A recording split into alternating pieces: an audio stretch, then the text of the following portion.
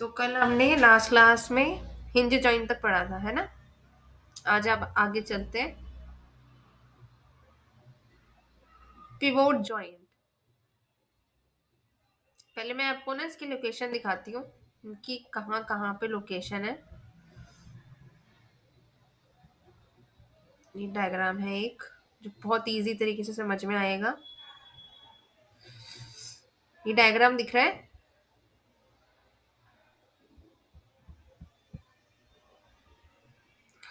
इसमें बहुत हाँ सारे जी जी। हाँ, इसमें बहुत सारे जॉइंट्स दिए हैं। जैसे अपने कोनी के पास जो जॉइंट होता है वो हिंज जॉइंट होता है। ऐसे ही अपने एल्बो में भी हिंज जॉइंट होता है। ठीक है।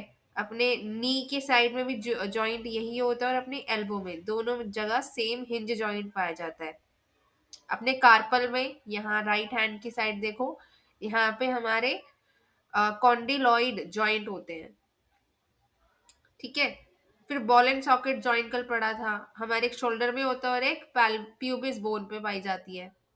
ठीक है, पैल्विक एरिया पे दो जगह होते हैं बॉल एंड सॉकेट जॉइंट। हाँ, क्या क्वेश्चन है? जी हिंड जॉइंट केवल एल्बो में होती है हाथ के। नहीं, आपके पैर के घुटने में भी होती है।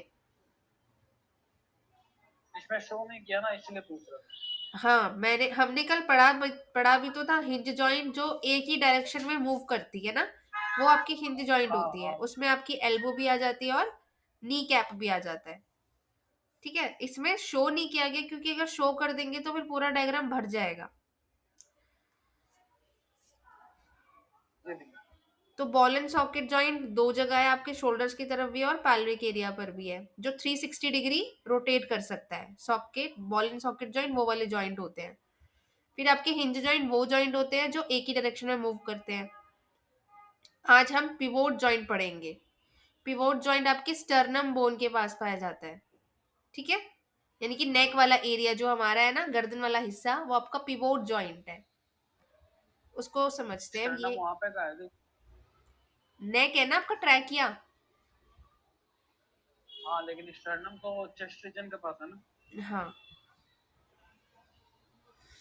पिवोट जॉइंट इसे खूंटी संधि भी कहते हैं। खूंटी की तरह दिखाई देता है ये। अब पिवोट जॉइंट ये एक एक तरीके की एक अस्थि खूंटी के आकार में पाया जाता है, और दूसरी अस्थि इसके ऊपर हिल डुल सकती है, जैसे हमारी नेक। ठीक है। इस प्रकार की संधि मनुष्य के सेकंड वर्टिब्रा के ओडोनो ओडोंटॉइड प्रवर्ध और स्कल करो कटोरी के मध्य में पाई जाती है। तो ये जो जॉइंट है आपका, जो पीछे आपका एटलस है ना, एटलस वाला पार्ट हो गया, एटलांटा पार्ट हो गया। ठीक है। सेकंड वर्टिब्रा हो गया हमारा सर्वाइकल रीजन, यहाँ पे पाई जाती है, जो हमारे नेक को पीछे और आगे मतलब मूव करने में मदद करता है। ठीक है। वो आपका पिवोट जॉइंट है। Gliding joint. सर्वाइकल का जो जॉइंट है जी वो पिवोट जॉइंट है। हाँ,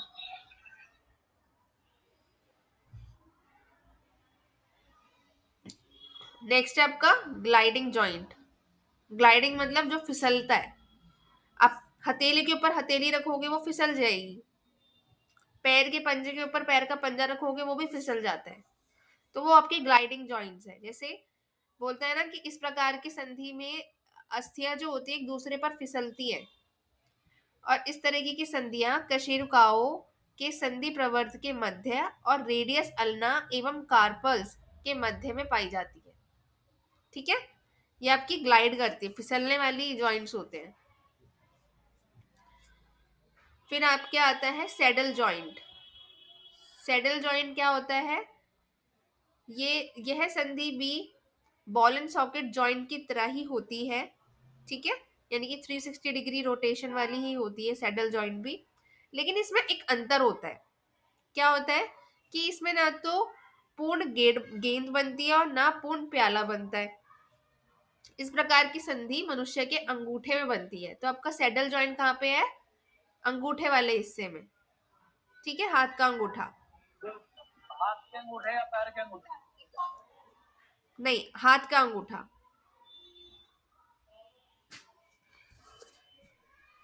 पैर का अंगूठा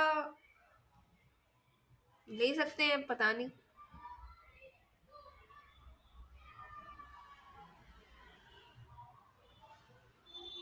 ये रहा सैडल जॉइंट, ठीक है। हाथ के अंगूठे में आपकी ये होती है। पैर के अंगूठे को आप 360 डिग्री रोटेट नहीं कर सकते ना, देखो, नहीं कर पाओगे। लेकिन हाथ का अंगूठा आप 360 घुमा सकते हो अच्छे से, आराम से।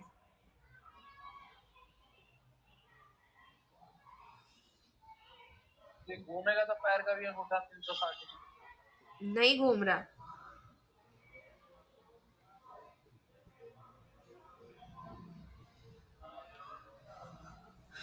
अब आगे चले, ये हमने बात करी थी परफेक्ट जॉइंट की, ठीक है, मूवेबल जॉइंट्स की बात करी थी। अब हम बात करेंगे इम्परफेक्ट जॉइंट की। इम्परफेक्ट जॉइंट जो होते हैं, इसमें जो आपके साइनोवियल संपुट होते हैं, कैप्सूल होते हैं, साइनोवियल जो कैप्सूल होता है और जो लिगामेंट्स होते हैं, इसमें नहीं पाए जाते। इम्परफेक्ट जॉइंट में साइनोवियल फ्लूइड और लिगामेंट्स नहीं होते हैं इस तरह की संधि में। और इस संधि में पाए जाने वाली अस्थियों में थोड़ी सी गति देखने को मिल जाए, कि बहुत ही कम गति देते हैं ये वाले जॉइंट्स, कम गति कर पाते हैं। इस प्रकार की संधि मनुष्य की श्रोणि मेखला की प्यूबस अस्थि के मध्य होती है। जो हमारी श्रोणि मेखला है ना, श्रोणि प्रदेश, वहां पर ये अस्थि, ये जो जॉइंट है, पाया जाता है। कोई क्वेश्चन है? नहीं नहीं। फिर यहाँ पे बोला है, जो आपका अपूर्ण संधि है वो कशेरुकाओं के बीच की अस्थियों में भी पाई जाती है। तो दो जगह पाई जाती है आपके, एक तो वर्टिब्रा में, जो रीढ़ की हड्डी है वहां पे, और आपके श्रोणि मेखला में, ठीक है, जो प्यूबिक बोन होती है वहां पर। तो वो बहुत स्लाइटली ही मूव कर पाती है, कम गति कर पाती है ऐसे जॉइंट्स। अब आगे नेक्स्ट आते हैं आपके थर्ड जॉइंट पे, वो है फिक्स्ड जॉइंट। फिक्स्ड जॉइंट मतलब जो चल मूव ही नहीं कर सकते, ठीक है, जो स्थायी होते हैं, जो हिल डुल नहीं सकते, बिल्कुल भी हिल डुल नहीं सकते। इस तरीके की संधि को हम फिक्स जॉइंट कहते हैं। और ये जो संधियां होती हैं, इस संधि में, इस प्रकार की संधि में अस्थियां एक दूसरे के काफी निकट होती हैं, ठीक है, काफी पास पास होती हैं, जैसे आपकी स्कल की हड्डियां होती हैं, ठीक है, बहुत पास पास मिलेंगी। तो ये फिक्स्ड जॉइंट है। आपकी जो कपाल की अस्थियां हैं वो मूव नहीं कर सकती।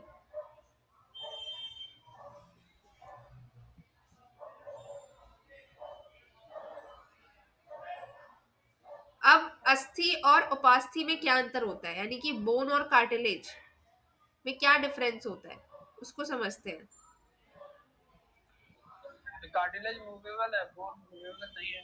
हाँ, पहला तो यही हो गया।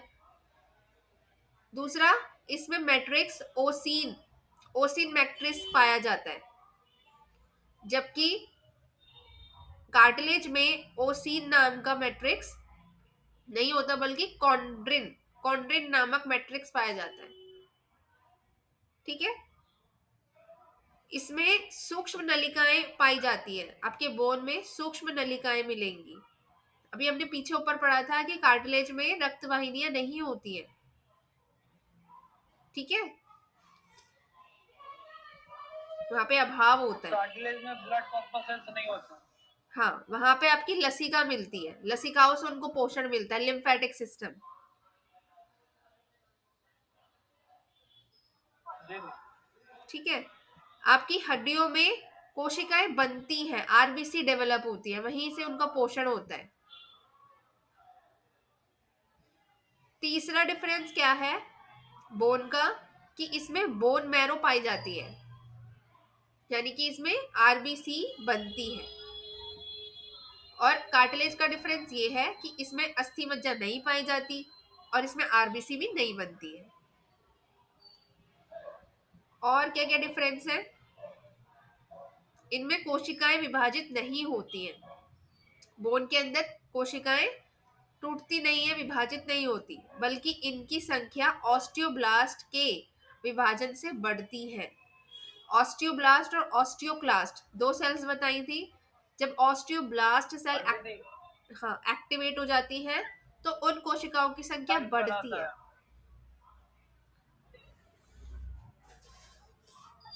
दी ऑस्टियोब्लास्ट साइज बढ़ाता है, ऑस्टियोक्लास्ट साइज को छोटा करता है। हाँ, यानी कि ग्रोथ डेवलपमेंट में काम करती है वो।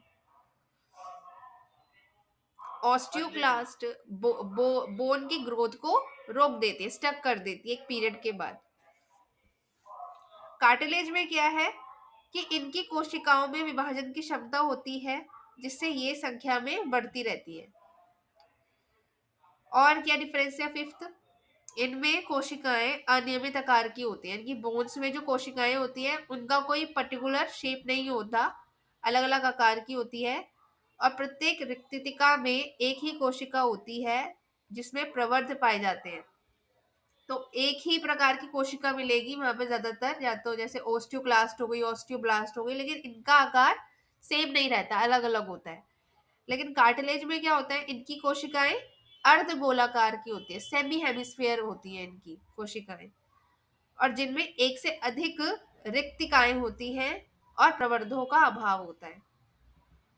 ठीक है, इनका शेप याद रखना, अर्ध गोलाकार होती है।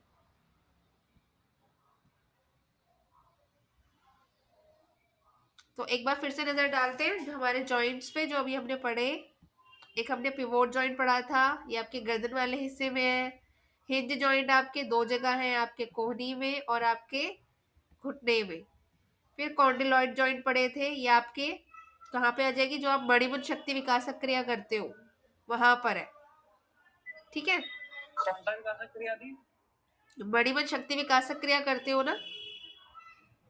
हाँ, कलाई पे कलाई पे। हाँ, तो कलाई पे आपका कॉन्डिलॉइड जॉइंट है। फिर आपका प्लेन जॉइंट, प्लेन जॉइंट आपके पैर के पंजे में है। ठीक है, फिर बॉल एंड सॉकेट जॉइंट आपके दो जगह आ जाता है, एक तो पैल्विक एरिया पे और आपके शोल्डर्स पे। फिर सैडल जॉइंट, सैडल जॉइंट आपके हाथ के अंगूठे में मिलेगा।